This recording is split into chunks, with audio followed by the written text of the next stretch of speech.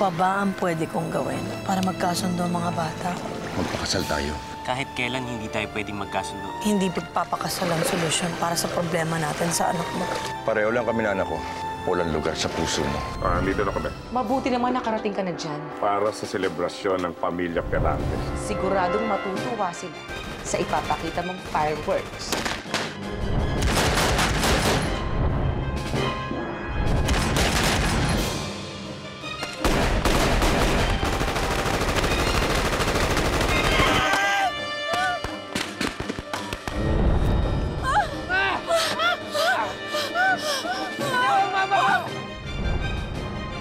Ginawa mo sa akin! Derek, huwag ka makialaman na ako!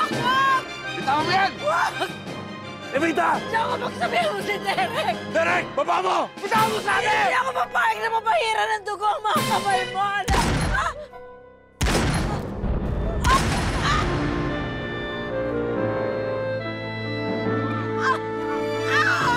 Pinapangako ko sa'yo. Ako'y iyo lamang.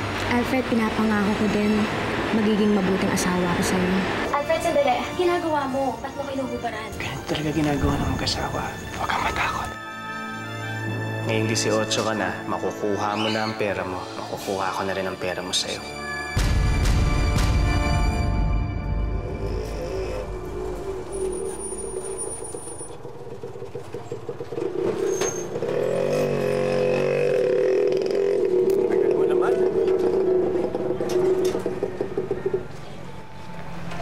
Ano yan?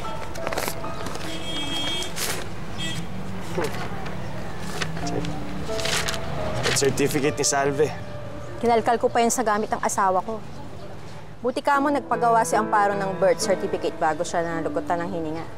Kakailanganin ko ito sa bangko. Basta yung usapan natin, kalahati ng pera ni Salve, ididiretso mo sa akin.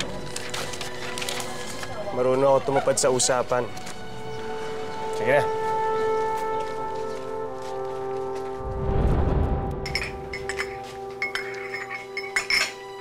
Ito na, Alfred.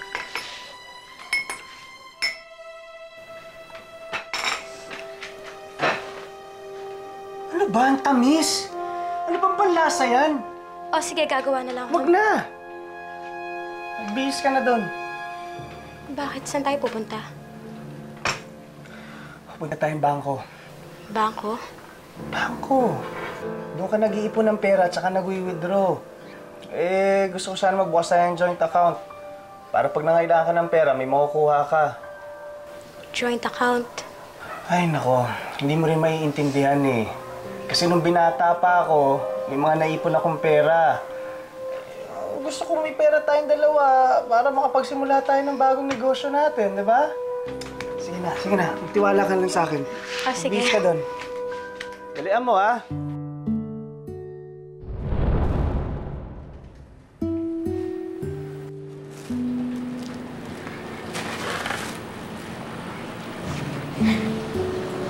Derek.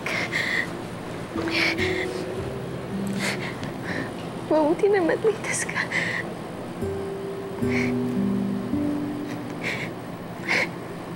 Hindi ko alam gagawin ko kapag nawala ka sa akin. Derek, hindi ko kaya nang wala ka. Mahal kita, Derek. Mahal kita.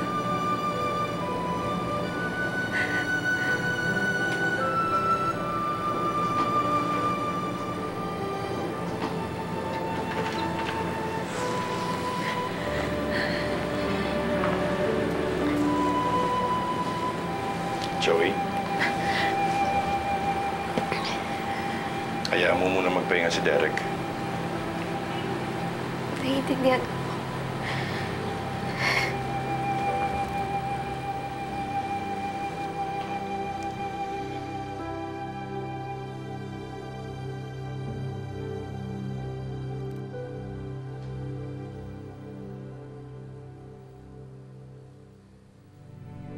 At sa Evita, Pasensya na po kayo, ma'am.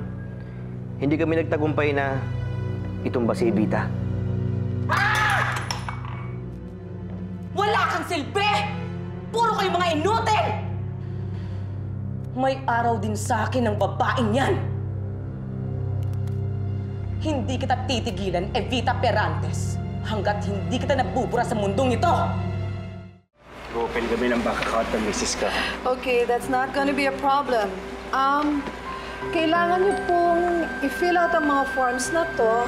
And for Mrs. De Leon, I will be needing her thumbprint. Ano daw yan? Thumbprint, mahal. Dito yan, mahal. Tuturo ko sa'yo paano ito. Ito lang yung gagamitin ko, di ba? Oo. Sinimulan na namin ang investigasyon sa mga kaanak ni Don Pipito. Oras na may makalap akong impormasyon, sasabihin ko kagad sa Evita. Salamat, Cesar. Siguraduhin mo lang na pagbabayaran ng kung sino man ang may pakana nito ang lahat ng nangyari sa pamilya ko at mga tauhan ko. Makakaasa ka, Evita. Mauna na ako. Derek Juno. Evita, mas mabuti siguro mag-relax ka muna ng kaunti. Huwag mo na mag-isip ng ganyan. O, kakatapos lang ang operasyon mo, di ba? Evita, sinabi ko na sa'yo. Ako nang bahala. Salamat sa pag-aalala ninyo. Pero kaya ko ang sarili ko. Kung inaakala nila na mapapatumba nila ako, nagkakamali sila. Bakit ka ba may kaaway, Ma? Bakit ganun na lang kung pagtangkaan nila ang buhay mo? Sabihin niyo nga sa akin, ano ba kasi ang nangyayari?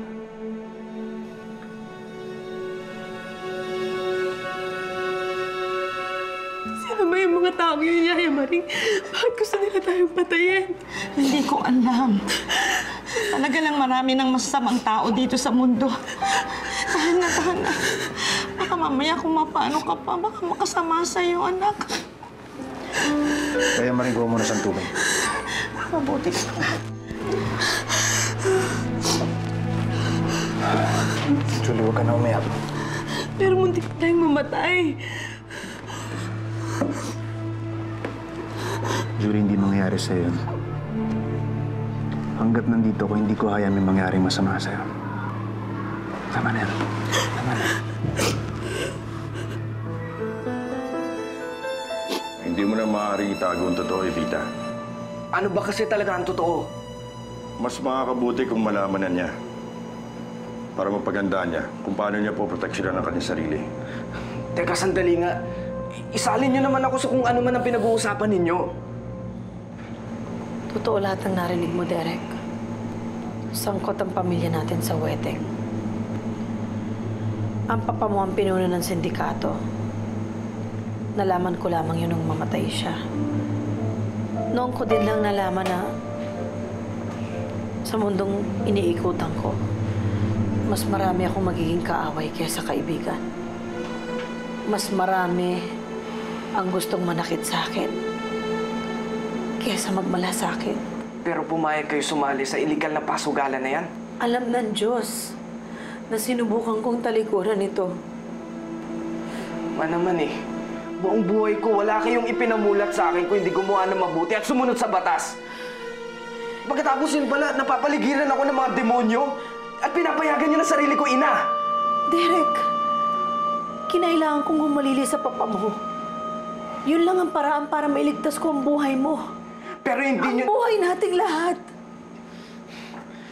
Pero hindi niyo nailigtas si Emma. Huwag mo sumbatan si Evita.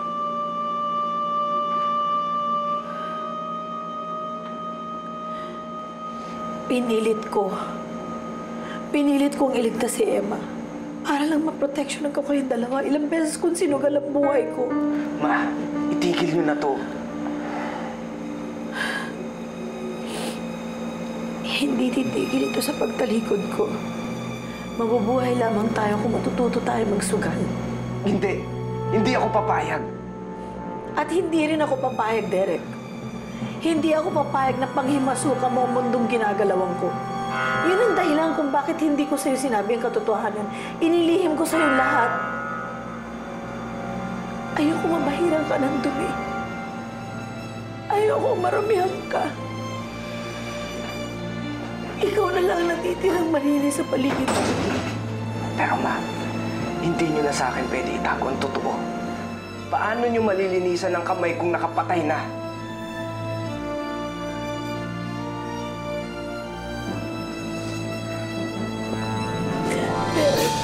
Derek! Derek! Derek!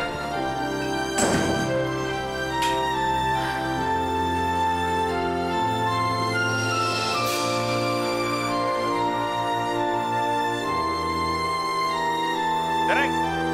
Derek, sandali lang! Derek! Derek! Derek! Habulin niyo!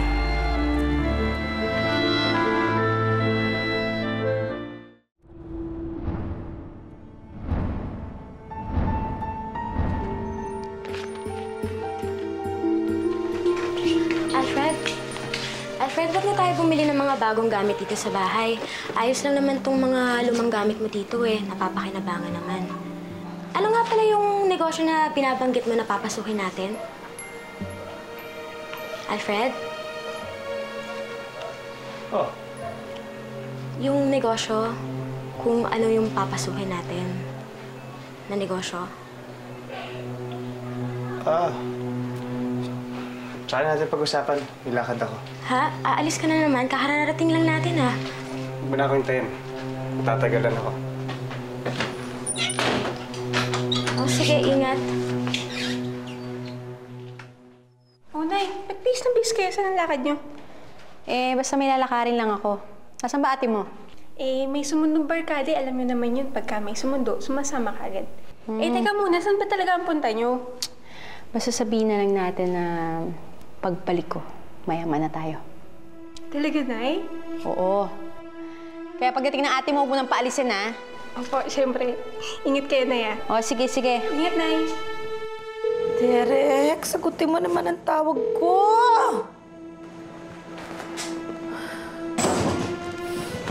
Anong balita?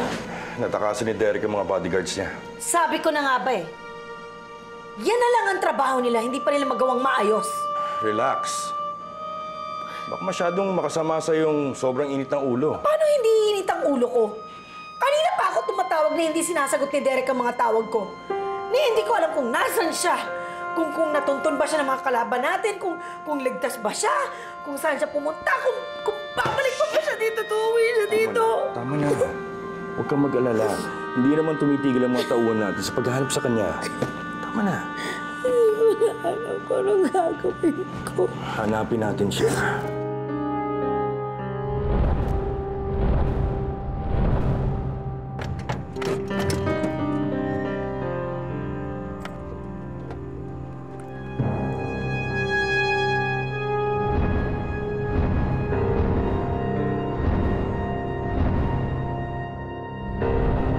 Ano ba yung pera? Oo.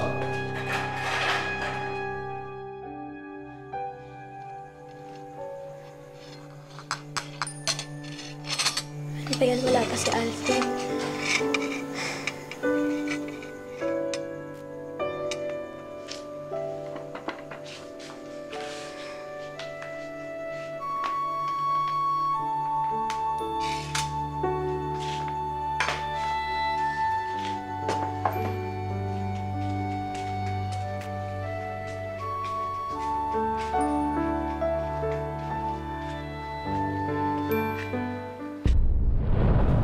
Wow! Ang daming pera nito! Kompleto yan. Talaga? Walang labis, walang kulang? Walang kulang, pero may labis. Anong pinagsasabi mo dyan? May nilagay ako dyan. Mabilang nga.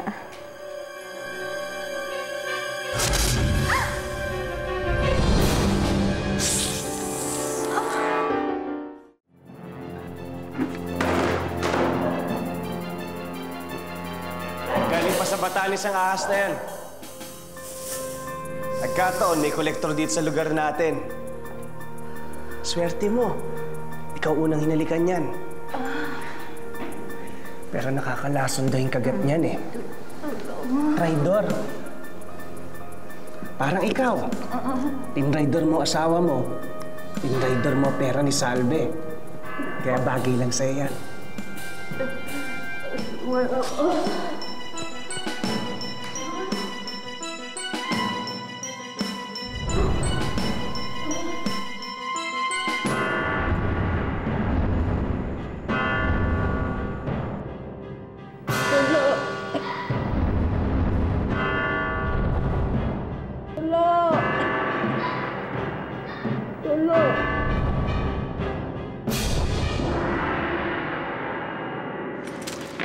Aling Lusing, pabilan ko ng 4 na itlog. Oo.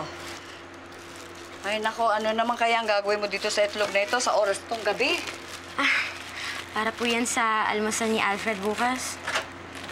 Salve, huwag kang masyado magpapaalila sa asawa mo. Hindi naman po. Alam mo, pare-pareho lang yung mga lalaki na yan. Kunwari mahal ka ngayon, sa susunod naman, hindi na. Hindi naman po magagawa sa akin ni Alfred yon. Mahal po ako ng asawa ko. Panandalian lang yung pagmamahal na yan. Dumarating din, hindi din gagawa ng mabuti sa'yo. Hindi naman po siguro. Mabait na tao po si Alfred. Ano bang kabayanihan ang ginawa sa'yo ng asawa mo at ang laki-laki ng bilib mo sa kanya? Aling Lusing, niligtas niya ako sa mga taong nananakit sa akin noon. Nilayo niya ako sa mga taong gustong magsamantala sa akin. Pinakasalan niya ako. Binigyan niya ako ng magandang buhay. Ginawa niya ang lahat ng ito para sa akin dahil mahal po ako ng asawa ko.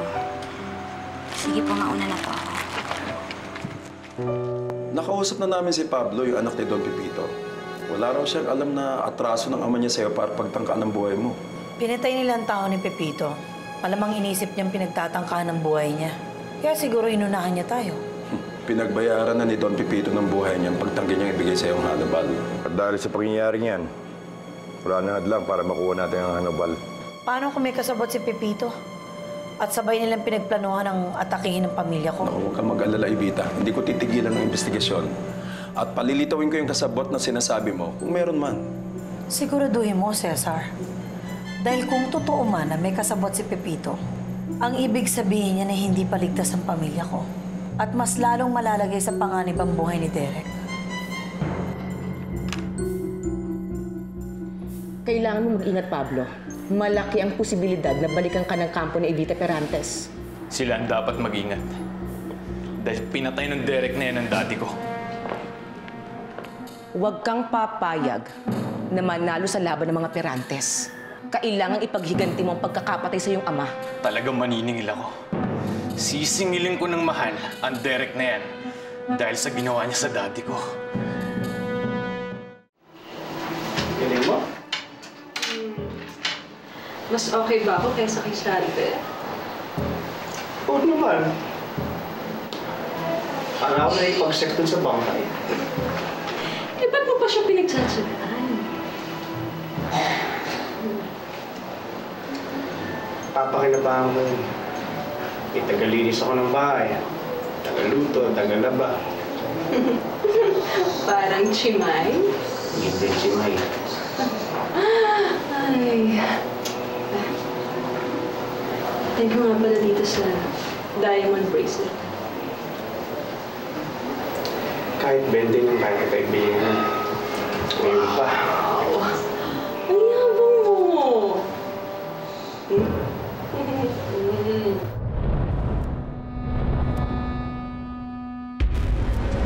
Sa iyo, Mama. Kahit anong gagawin niya, hindi isusuko ng Pepito ang Hannibal. Wait na nanay mo. Bakit hindi mo kaya tanongin ang lahat na taong nandito ngayon? Alam namin lahat bakit mamamapangit. Huwag naman po kayong napakinig sa mga balitang ganyan, sa mga usaping ganyan. Chismis lang na nagawa-gawa ng tao kalaban natin, mga naiingit sa atin. Totoo wala na rin mo, Derek. Sangkot ang pamilya natin sa wedding.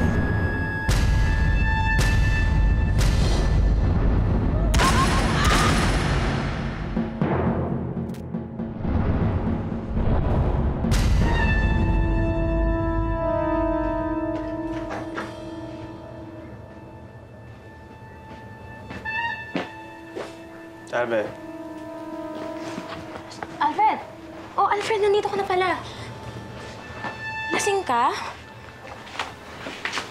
Aminom lang. Naman na konting celebration. Nagiging lang dyan. Saan ka pa galing? Alam mo ba, inaantay kita? Kumain ka na ba? Tutulog na ako. Sandali, Alfred. Inaantay kita eh. Kasi gusto ko sana sabay tayo kumain. Inaantok na ako, Sandy. Matutulog na ako. Alfred, sandali. Hindi mo kaya eh. Anong hindi ko ba kaya? Buti nga sa'yo.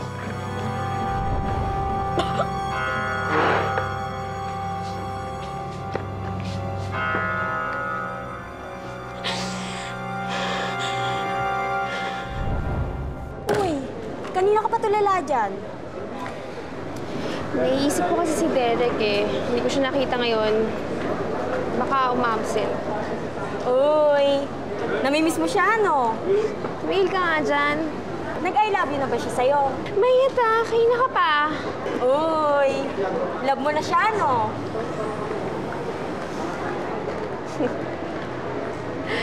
Ay, nako. Kaibigan talaga kita.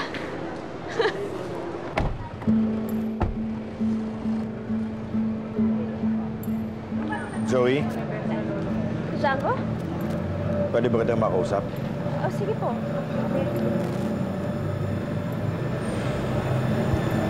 May problema po ba? Kay Derek? Oo eh. Hindi pa umuwi si Derek. Baka nagkita kayo o nagkausap.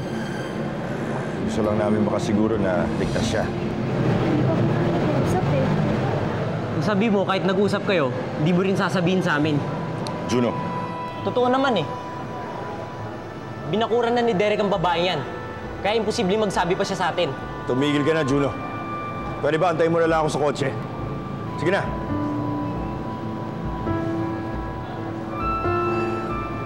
Pasensya mo na siya. Kung sakaling magkausap kayo ni Derek, may sabi na lang sa kanya na sobrang nag-aalala si Evita para sa kanya.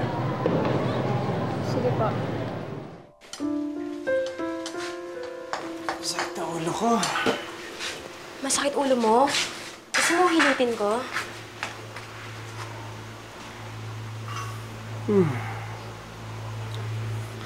Hindi nga may pakinabang ako sa mga kamay na yan.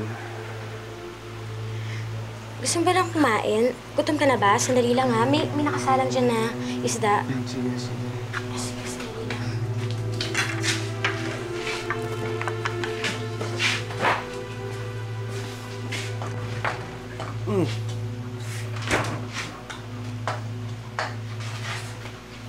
Sira ba yung ref? Oo eh.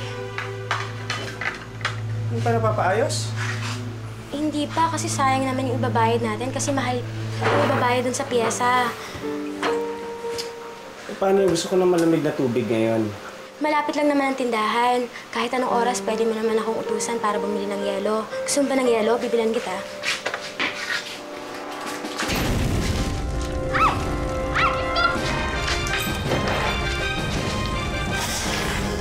Ano ba? Ano ka ba? Ito lang yan, oh! Patayin mo sa tangke!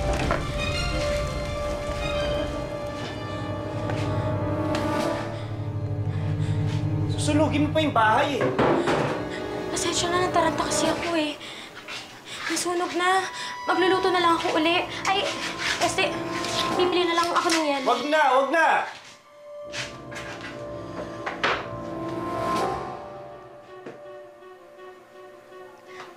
Aalis ka? Magawa mo yung ref.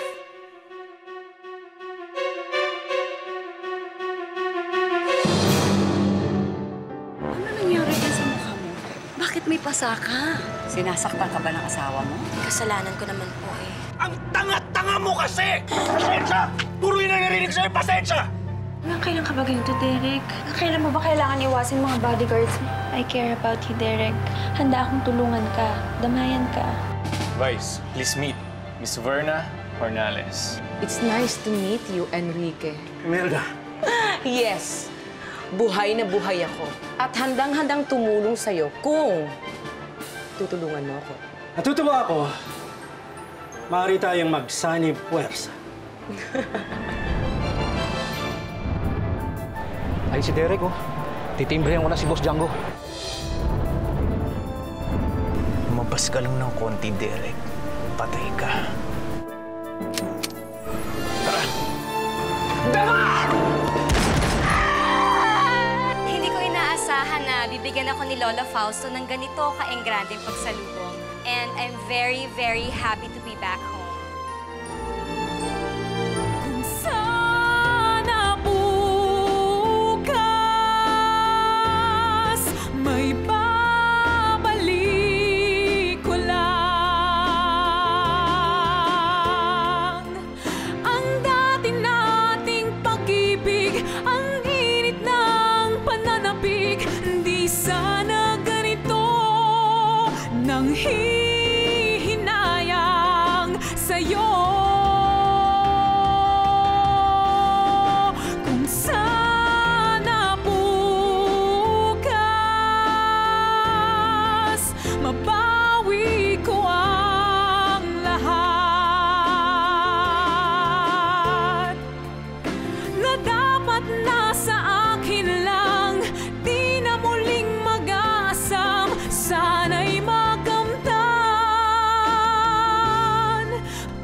sana bukas.